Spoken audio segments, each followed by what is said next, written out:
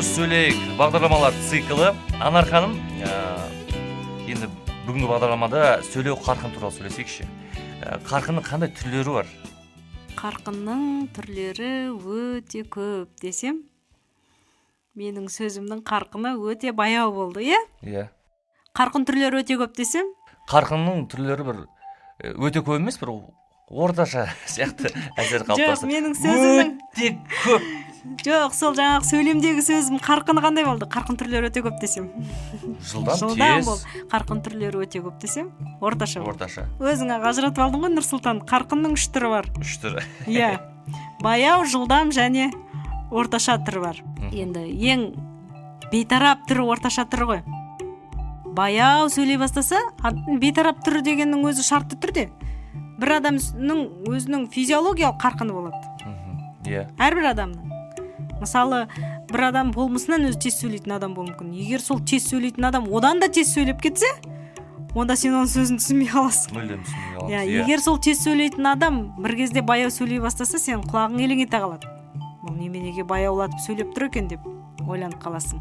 Қарқын дегеніміз енді түсінікті ғой. Қарқын дегеніміз белгілі бір уақыт аралығында айтылып үлгерген буын саны сөз ағымындағы. Қарқынның маңызы өте зор. Өйткені қарқын да интонацияның басқа құралдары сияқты, біздің өткен аудио курстарда айтқан кідіріс сияқты қарқын да әртүрлі қызмет атқарады.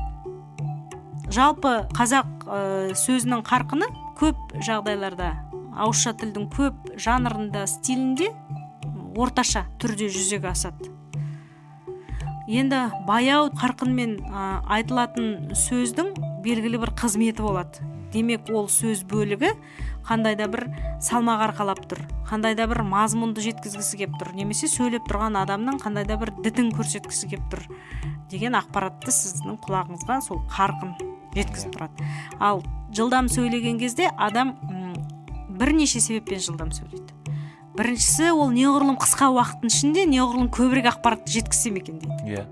Регламентке сай сөйлегісі келеді ғой енді. Екіншісі, ол ешқандай да ақпаратты жеткізейін деп тұрған жоқ, ол асығып тұруы мүмкін. Ол асығып, оған берілген уақытты ол өзі қысқартып тұр. Сол кезде ол тез-тез сөйлей бастайды.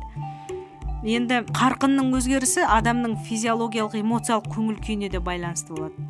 Кейде қатты эмоцияға салынған адамның сөзі өзінен өзі тез шыға бастайды.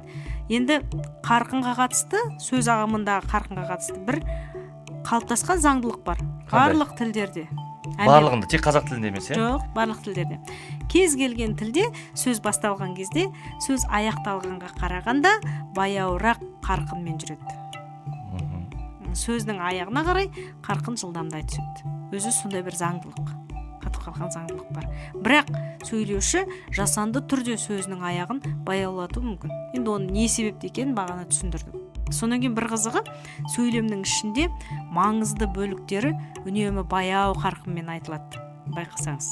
Сондықтан сізде егер ауызша сөз арқылы бір ойыңызды жұртшылыққа жақсы жеткізем десеңіз, сол сөзіңіздің ішіндегі маңызды ақпаратты жүктеп тұрған бөлігін баяу айтуыңыз керек. Сонда тыңдарман оны қабылдай алады.